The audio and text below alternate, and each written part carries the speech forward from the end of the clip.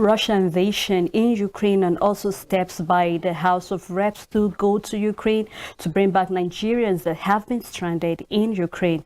Good morning and welcome from the Dailies. I am Stella Elisha Dasham, and with me in the show is Tosi Owolabi. Tosi, good morning. Morning, Stella. How you doing? I'm great.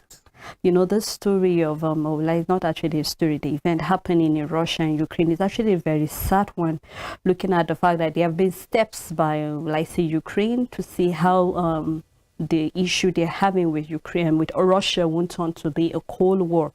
But we're seeing that Russia actually make steps, and they have been quite unrest in Ukraine right now. Lots of lives have been lost, and even Nigerians that are there have sent a SOS, which is Save Our Lives, message to the president to come, get them, because most of like say the places where they are living is what has been, has been under attack since yesterday. There have been lots of war going on there. So we're just believing, just like the speaker Femi Bajabiamila said it, that they will be on their way today to go evacuate Nigerians that are willing to come back home. And we are praying and we are hoping that they will be, successful in getting Nigerians back home, because it's very important. Yes, and looking at records, we have over 4,000 students in Ukraine that have gone there to study, and now it's good that the House of Reps and even the Senate are putting heads together to see the ways they can go and lift our Nigerian students, because we've had records of dead students that died at the process of this unrest in Ukraine, but we're just hopeful that they will be lifted and brought back to the country, and we're watching towards Saturday, Sunday to hear of their return back to the country. And this is another reminder and a wake-up call for us to look out our educational sector, because if our educational sector is going on well, we won't have our students going to other countries to study. And you can see that our students, we have Nigerians that are in Ukraine to study. So we need to come back to our drawing board and look out for ways we can standardize our educational sector. Presently, we have the students on ASU strike. Something needs to be done. If we can look into it and have our Nigerians study in their country, and even have other foreigners come to study in our country, it won't be bad. So we need to do something and look into all these things to look out for ways we can grow and also improve in our sectors. Very true, and we just hope that this like say the war taking place to Russia and Ukraine, because we know other nations have been sending a message to Russia, and we know the Russian president actually said no nation should like say interfere in the issue. But we know this is not just about Russia and Ukraine, it can also affect other nations. And people are already getting scared this might lead to another world war, and we don't want it to get to that point where there will be a world war. So we're believing and we're hoping that they will come to a memorandum of understanding and all things will come back to normal. Well, let's go straight to our papers, and we would love to start with a Punch. Tosi, please take us there. Yes, for the Punch, we have 5G rollout. NCC confirms receipt of $547.2 million license fees from MTN and MAFAB. APC discussing zoning presidency to South. This is coming from the governor of Kaduna State, Nasir El-Rufai. Buhari ignorant of Southwest infrastructural problem, and this is from Afeni Ferry.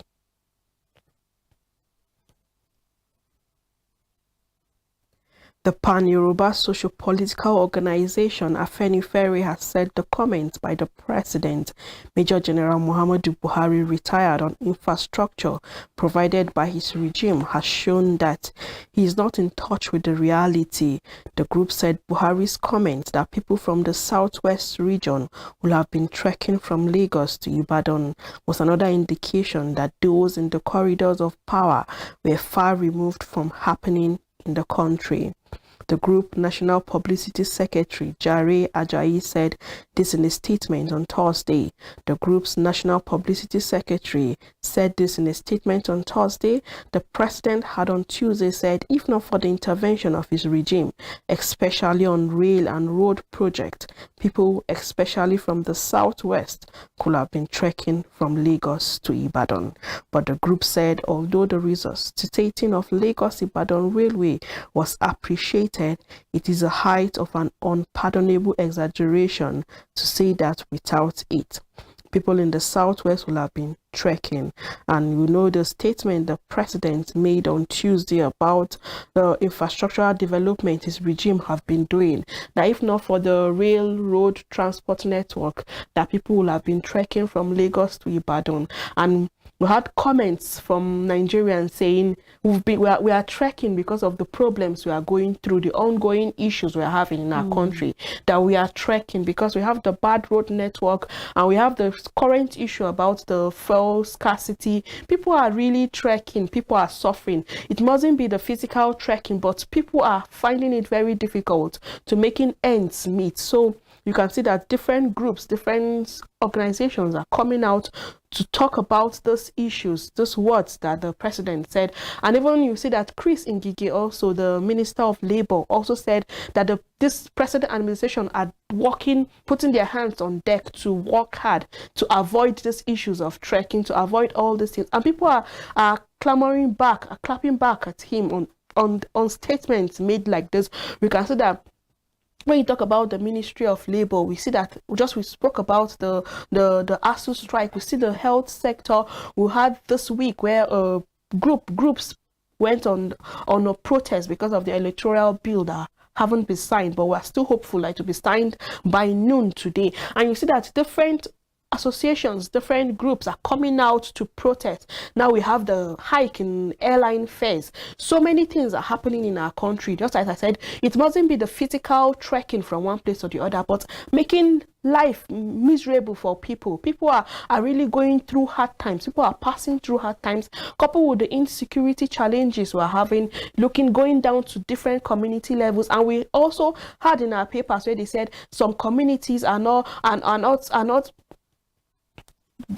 being invaded by the recent Boko Haram. And also we had where different communities, even in Zamfara, in Katsina, pay fine to Boko Haram, pay fine for all those people that are the ones disturbing their peace in the communities. We still have records of people being killed because of this insecurity challenges. So all these things alone are enough to weigh people down, but we just hope that something will be done about it and they will look into this issue to make everything stable. Because when you look at this government, they have barely 14 months to evacuate their seat. They have 14 months on power. So something needs to be done. They need to look into all this, because all those promises that things will be done, insecurity will be looked into very soon. The issue of the power outage will be looked into very soon. The issue of the fuel scarcity will be looked into very soon. How? Because you have just barely 14 months, and we just hope that something will be done very fast. I keep on saying very fast because we need answers to all those questions. Nigerians have so many questions and they need answers to all those questions. Yes, Susan, the best way to answer this question, we've always said, get your PVC, because this is the foundation. When you elect the right leaders into position, then definitely you see the effect in every sector. So just like you've rightly stated and highlighted some very key points, we're hoping that this will be an eye-opener to Nigerians to know that with the issues that are going on now, how do we intend to spend the next 4 years and even the next 8 years? Because what we do now will determine how our future will look like. So we are hoping that we'll do the right thing. Yes, and still on the Punch newspaper, Naira losses 10.6% of value annually, says IMF. Legislative aides accuse National Assembly management of diverting 25 billion naira. And fuel shortage, pilot errors caused Opebi fatal helicopter crash. And this is an AIB report. While the big story on the Russia-Ukraine war, stranded Nigerians send SOS to Buhari, demands evacuation. The writer following the story says federal government fails to provide timeline for evacuation as Ukraine shuts airspace. Expert slams government for delay as Nigerians in invaded nations, writes Buhari. Bring back Nigerians in Ukraine, reps tell president. And $500,000 $10 bribe. Appeal court dismisses 2 counts. Jail Farouk Lawan 5 years. Pregnant housewife fakes kidnap, buys house with ransom from Facebook lover. Mob stones Lagos task force, lynches officer for impounding motorcycles. Details can be found in page 4 and 5 of the Punch newspaper. And the president is saying, I won't exceed 2023. I swore by the Quran. Police arrest Ogun housewife who killed husband with hot water. And the last story, Oyo may produce APC National Secretary, Governor's Plan meeting. Details can be found in page 41 of the Punch newspaper. And we have a picture story. We have 3 picture stories on the front page of the Punch newspaper due to the unrest in Ukraine. And we can see the houses being brought down, and we can see cars and even airplanes being brought down. So it's a good one that the government is trying to airlift people and Nigerians that are in Ukraine, and we just hope that will be done very soon. And that's all for the Punch newspaper. Okay, let's take the next paper, which is the New Telegraph. Russia-Ukraine conflict, Nigerians see through currency, investors record huge losses. With the rider, crude oil price surged toward $104. Federal government says LGA's share 574.668 billion naira as January allocation. Detail of that can be found on page 6 of the New Telegraph. Restructuring, new constitution, panacea for Nigerians. Woo, this is coming from Fire Me. Lagos PDP body judge to produce chair as party adopts consensus. And we have NACO have releases the 2021 SSC external candidate result. And the big story, and this is coming from El-Rufai, banditry in the northwest more serious than Boko Haram. Suggests simultaneous land air operation in 6 states to wipe them out. Explain why insurgents surrendering. And we have Otom saying over 100 security men killed in 6 years. Troops killed 63 terrorists, arrest 86 within 2 weeks. And this is coming from the defense headquarters. And we'll not stop saying there's the importance of us fighting insurgents in this country, because once we've always said it, and we'll keep laying emphasis on it, that once we're able to tackle insecurity, then every other sector will fall in place. Because if we're if the country is safe, you say educational sector will keep improving. Our transport sector will improve, because the route will be safe of any kidnapping, banditry, or anything of any form. So we're just calling on the government, whether at the state level, the local level, whichever level it is, to come together and see what can we do. And it will start by exposing those who are sponsoring the people who are causing havoc to people's life and property. And once we're able to expose them, then we stop the source of funds, or stop the sources in which they send to this banditry. And when these banditry or the kidnappers are hungry, they can't carry out the operation. When there is no light, there is no food, and all this, they will come out from their hiding places. So once we're able to do that, then Nigeria will be safe and every other sector will fall in place. We were looking up to that day when finally Nigeria will be pronounced a country that is safe from any terrorists of any form. Other stories still on the New Telegraph. Federal government plans special evacuation flight for Nigerians as Russia invades Ukraine. Invading forces seize control of the Kemo nuclear plant, and we have a multiple casualties reported. Detail of that story can be found on page 5. Expert minister disagree on rising crude price effects.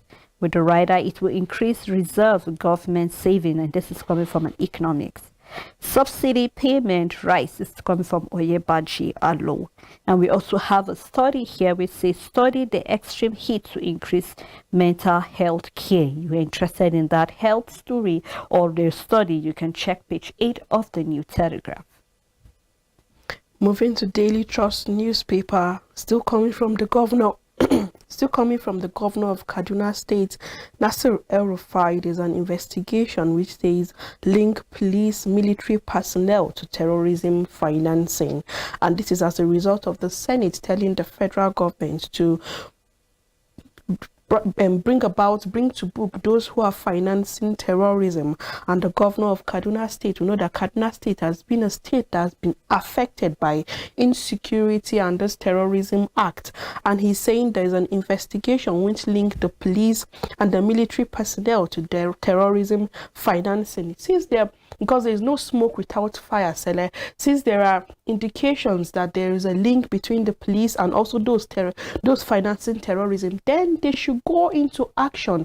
They should move into action and also try to fish these people out, because I believe that they are known, because these names have been released. These people are known. So why hide? Why try to cover them up?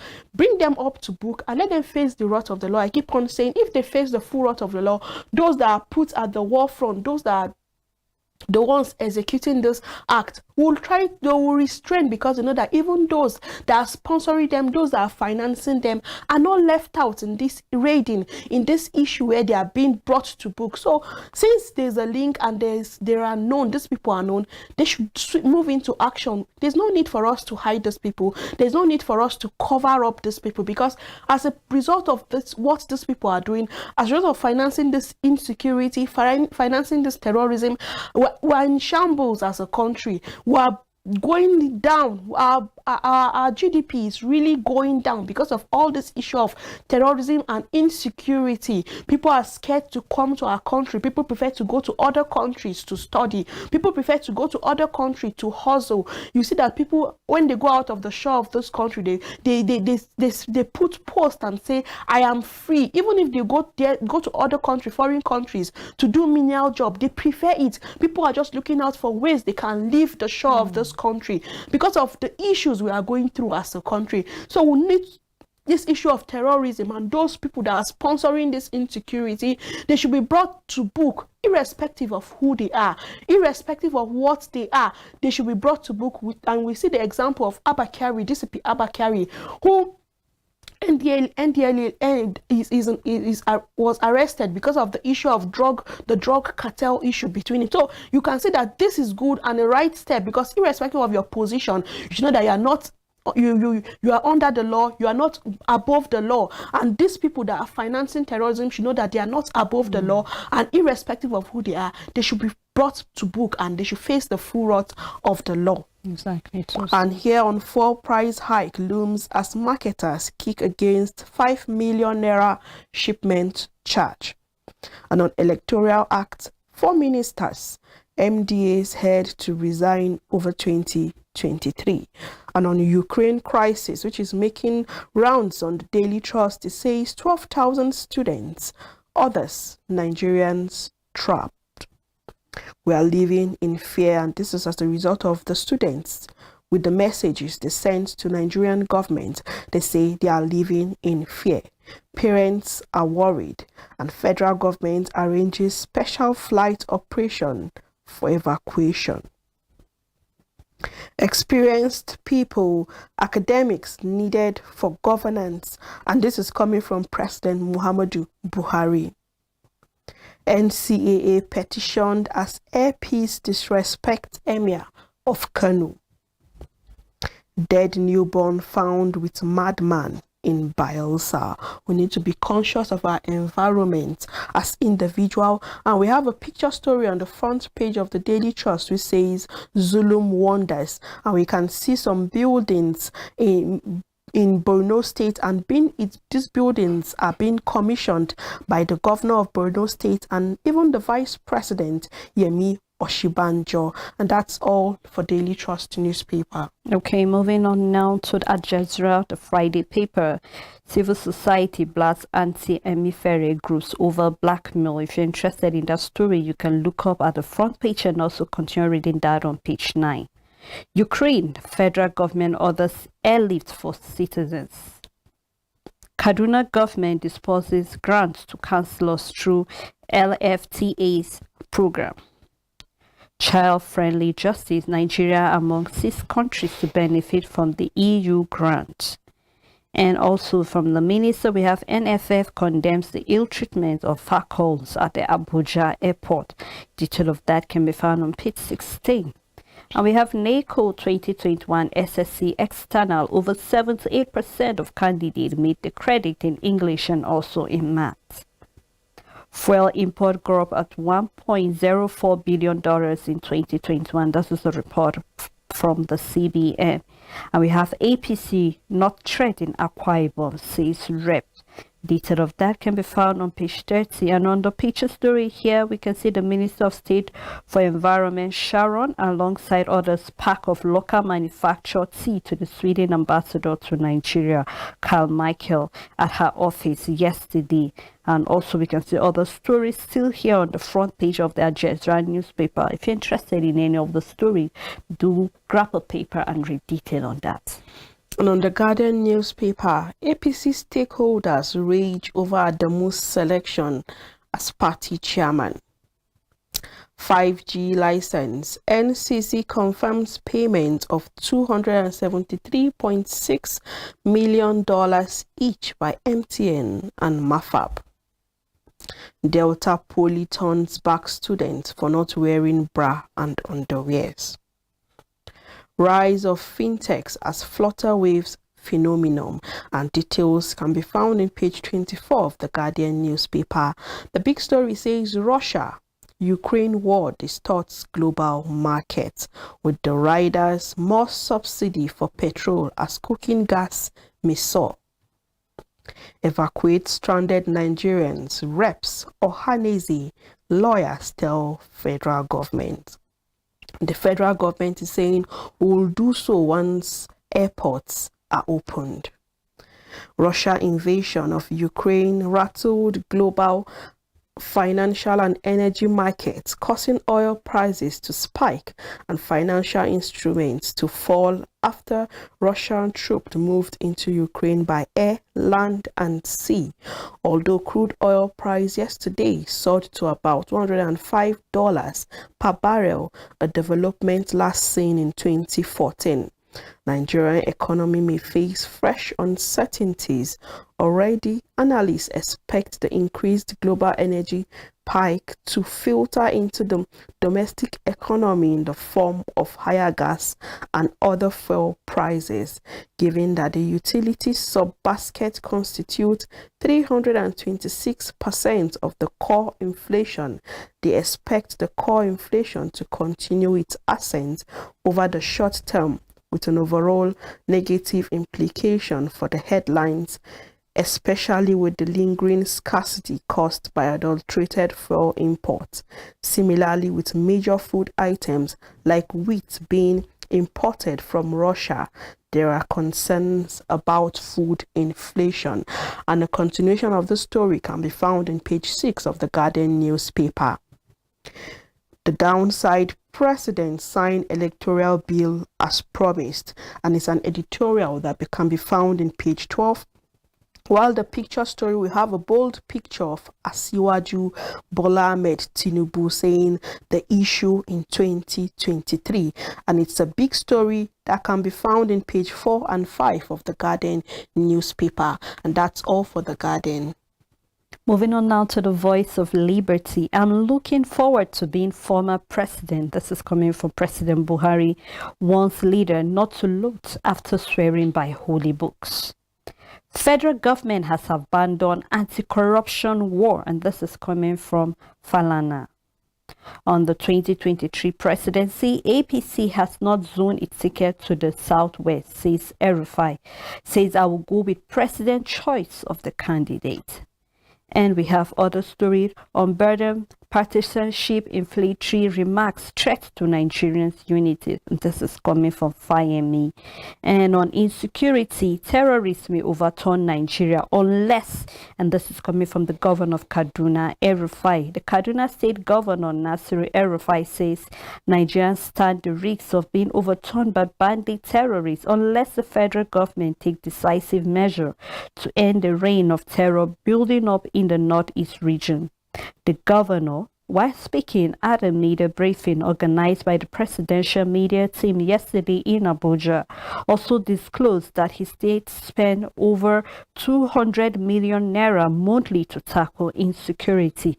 And so this is the money that is supposed to, be sent maybe into the educational sector, the transport sector, or, other sectors that can, boost our GDP rather than fighting insecurity. So we will not get tired of saying it. We really, really need to be on our feet and fight insecurity. Take the bull by the horn. Other stories still on the Voice of Liberty. APC chairmanship and Makura campaign organization debunk purported endorsement of any aspirants. Putin says no other way to defend Russia other than invading Ukraine. And still on the 2023 presidency, Emefiele campaign group stormed Edo State, says the CBN governor must qualify. Well, looking at what he has done, we're just hoping whoever your candidate is, just make sure it's someone that is of good standard and that will take Nigeria to greater heights. And that is all on the Voice of Liberty. Thank you, Celia. On a Nigerian Tribune, bandits killed 1,192. Sorry, I take it again. Bandits killed 1,192, kidnapped 3,348 in Kaduna. And this is a report still from the governor of Kaduna State. Says terrorism in Northwest more lethal than Boko Haram. 7 killed as robbers attacks 4 banks in Edo.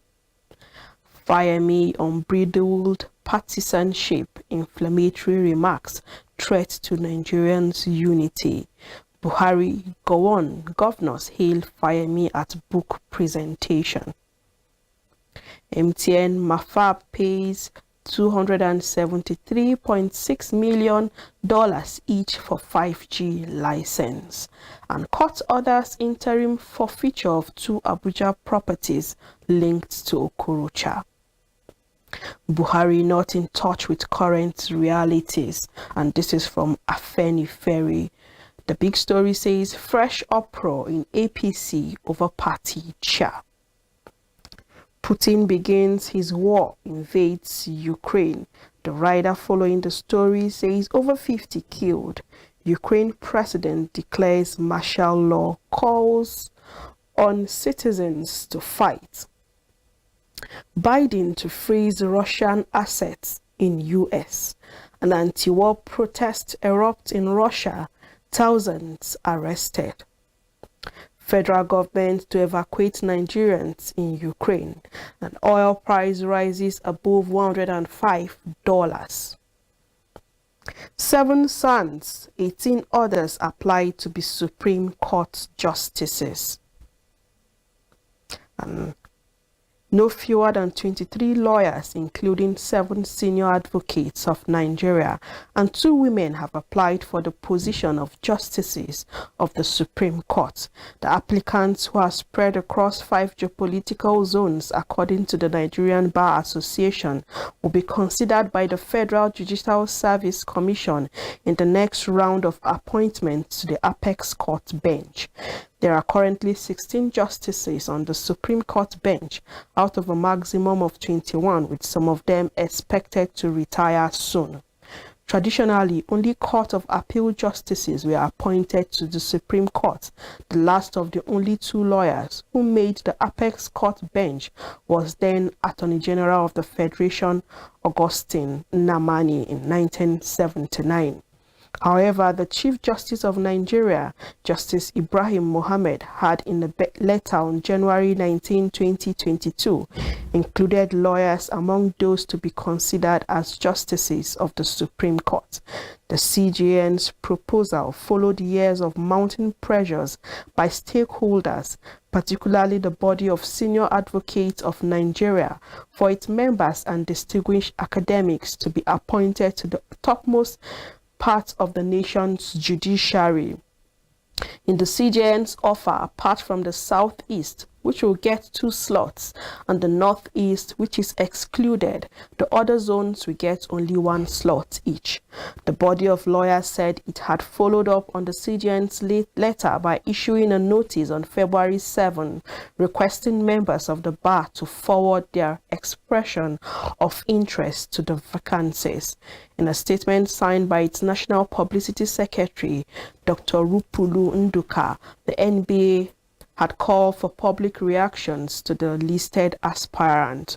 The statement said its Judiciary Committee, chaired by Dr. Babatunde Ajibade San, had received expressions of interest from 23 lawyers and urged the public to send in petitions where necessary. The 23 aspirants are Mr. Abugu, Mr. Achara Ezequinsiri, Mr. Ademi Apote, and Mrs. Joy Okumboa.